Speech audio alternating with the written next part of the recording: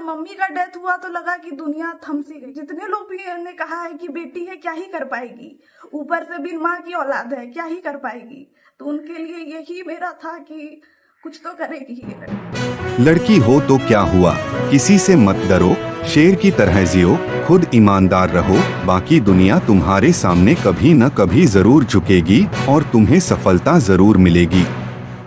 ये पंक्तियां JPSC crack कर चुकी बेटी रूपम सोनाली की स्वर्गीय मां मीना ग्लोरिया टूटी कहा करती थी। यही वाक्य रूपम को जेपीएससी में 268वां रैंक हासिल करने में मददगार बन गया। हम बात कर रहे हैं खूंटी अमृतपुर निवासी बीपीएल परिवार की अनाथ बेटी रूपम सोनाली की, जिन्होंने स्नातक की पढ़ाई पूरी करने के बाद ही जेपीएससी परीक्षा में परचम लहराया।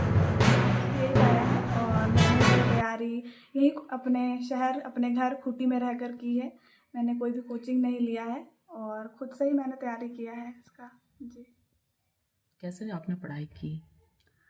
पढ़ाई मेरा यहाँ 7th डे एडवेंटिस्ट खूंटी से कंप्लीट हुआ है। फिर मैं रांची गई सेंट जेवियर्स कॉलेज, जहाँ से मेरा ग्रेजुएशन हुआ और अभी मैं पोस्ट ग्रेजुएशन कर रही हूँ रांची विमेंस कॉलेज से।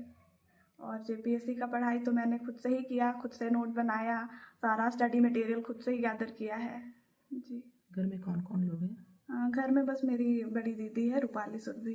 जी। Mummy papa? मम्मी पापा का निधन हो गया है। पापा 2013 में डेथ कर गए, उनको हार्ट अटैक हुआ था, और मम्मी 2018 में ब्लड कैंसर की वजह से उनका निधन हो गया। जी। तो और घर में क्या किस तरीके से पढ़ाई के लिए हेल्प मिला जब मम्मी पापा दोनों नहीं रहे? पढ़ाई के लिए तो आर्थिक दिक्कत बहुत ज़्यादा आया, तो लास्टली मैंने ये डिसाइड किया कि मुझे ट्यूशन पढ़ाना चाहिए, और ट्यूशन पढ़ा के ही मैंने खुद की पढ़ाई को आगे कंटिन्यू की है, और अभी भी मैं ट्यूशन पढ़ा ही रही हूँ। जी। खूंटी जैसे जगह से पढ़ाई लिखाई और +2 ग्रेजुएशन, वो कितना टफ था? टफ तो जैसे 10th तक तो मम्मी थी साथ में, तो जब मम्मी थी तो दुनिया में कुछ टफ ऐसा मुझे लगता ही नहीं था, क्योंकि मम्मी ने कभी पापा का कमी महसूस पूरा मतलब कमी महसूस ही नहीं होने दिया। पर जब मम्मी का डेथ हुआ तो लगा कि दुनिया थम सी गई है। पर उस टाइम दीदी आई मेरे साथ और उसने बोला कि कोई बात नहीं, हम है ना, तुमको जितना पढ़ना है जब तक पढ़ना है हम कैसे भी करके तुमको सपोर्ट करेंगे। और आज यही हुआ कि हम जेपीएससी क्वालिफाई कर पाए, वो भी फर्स्ट अटेम्प्ट में अपना, वो भी इतने कम एज में। मम्मी के डेथ के बाद, चूंकि मैं मम्मी से बहुत ज़्यादा क्लोज थी, और मम्मी के डेथ के बाद मैं बहुत ही ज़्यादा डिप्रेस्ड हो गई थी और डिप्रेशन में चली गई थी। उस वक्त मेरी दीदी ने मुझे, जिस प्रकार एक माँ संभालती है अपने बच्चे को, उस प्रकार मेरी दीदी मेरे लिए दूसरी माँ के समान है। उसने मुझे उस घड़ी में संभाला जब मेरे साथ कोई भी नहीं था, तो मेरे लिए मेरी दीदी ही मेरी सब कुछ है। और आज जब मैं ये इंटरव्यू दे पा रही हूँ, वो भी मेरी दीदी की वजह से ही दे पा रही हूँ। क्योंकि आपके मम्मी पापा नहीं थे, अकेली आप थी, तो फिर पढ़ाई में स्ट्रगल करनी पड़ी, तो क्या आपको लगता था कि क्योंकि परिवार में कोई नहीं थे? जी। मम्मी पापा का होना तो सबसे बड़ा ब्लेसिंग्स है, और नहीं होना तो सबसे बड़ा कर्ज है। पर मैं इसे कर्ज नहीं मानती हूँ, बल्कि मैं मानती हूँ कि कोई बात नहीं, वो मेरे साथ फिजिकली नहीं है पर मेरे साथ वो इमोशनली हमेशा मेरे साथ रहेंगे।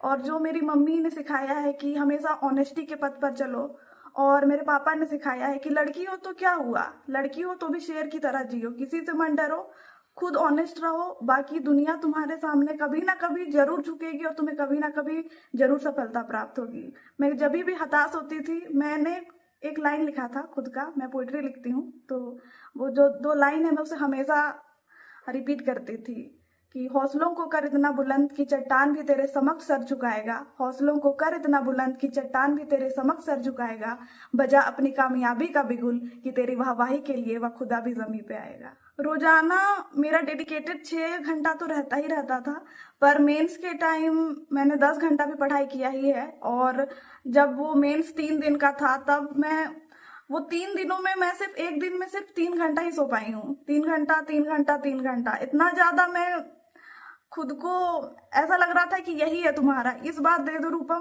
ताकि जितने लोग भी ने कहा है कि बेटी है क्या ही कर पाएगी, ऊपर से बिन माँ की औलाद है क्या ही कर पाएगी, तो उनके लिए यही मेरा था कि कुछ तो करेगी ये लड़की। जो अभी के हमारे यूथ हैं, जो अभी के हमारे बच्चे हैं, वो ज़्यादातर मोबाइल में लगे रहते हैं और ऐसे ही अन्य खेलों में या दूसरे तरह की चीजों में, तो उनके लिए क्या कुछ आप संदेश देना चाहेंगी? देखिए, मेरा कहना है कि आप ऐसे नहीं कि आप खुद को आइसोलेट कर लीजिए, क्योंकि आइसोलेशन से आपको एक्सटेंशियल क्राइसिस होगा ही होगा। तो आप दोनों को मेंटेन करते हुए चलिए। मैंने खुद को बस प्रीलिम्स मेंस तक बस आइसोलेट किया था, मैं सोशल मीडिया से बिल्कुल दूर हो गई थी। पर उसके बाद और उससे पहले भी मैं सोशल मीडिया में काफी ज्यादा एक्टिव रही हूँ। और अगर आप अपना पढ़ाई का टाइम फिक्स रखिएगा, अपना सोशल गैदरिंग का टाइम फिक्स रखिएगा, तो आपका जो सक्सेस है उसमें कभी भी आपको रुकावट कभी महसूस नहीं होगी।